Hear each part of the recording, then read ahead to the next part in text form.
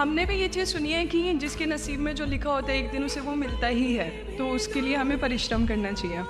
तो सर एक इनके बीच में क्या एक थिन लाइन नहीं है कि हमने सोचा जैसे 71st डे पर मुझे ऐसा लग रहा है कि अब मुझसे और नहीं होगा, अब मैं नहीं करूँगी, माना कि वो गिव अप भी कहा जाता है, लेकिन अगर मेरे नसीब में है कि नहीं यार कल ये तुझसे हो जाएगा, अगर मैं कोई भी टास्क कर रही हूँ कल ये कंप्लीट होगा, लेकिन मैं सोचूँ नहीं मेरे से ये प्रेशर नहीं हो रहा, I should let go this, I should start some other thing. तो क्या ये मुझे लेट गो करना कभी रिग्रेट नहीं कर सकते कि लाइफ में यार एक दिन और ट्राई कर लेते तो शायद मिल ही जाता? देखिए, जो नसीब का मामला है मेरे ख्याल से आपकी उम्र में नसीब को नहीं मानना चाहिए। दुनिया में किसी को नहीं पता कि नसीब है या नहीं, और है तो कितना है। सब तुक्का लगा रहे हैं, मैं भी तुक्का लगा रहा हूँ।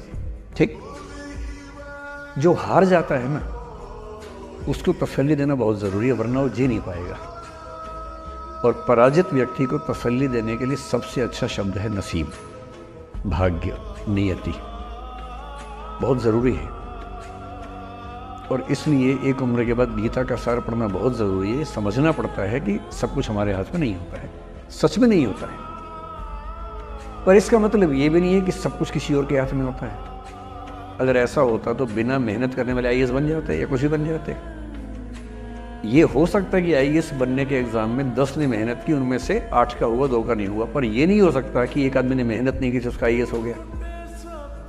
बिना मेहनत के तो नसीब भी नहीं मिलने वाला है। इसलिए ये मान लीजिए कि कुछ ना कुछ चीज़ें हमारे कंट्रोल में नहीं है, लेकिन जितना कंट्रोल में है उस पर पूरी ताकत लगाएंगे, पूरा डिसिप्लिन रखेंगे, तो हम अपनी किस्मत सबसे अच्छी लिख पाएंगे। सबसे अच्छी मतलब बाकी तो सर, मेरी जितनी अच्छी हो सकती है उतनी अच्छी लिख पाएंगे।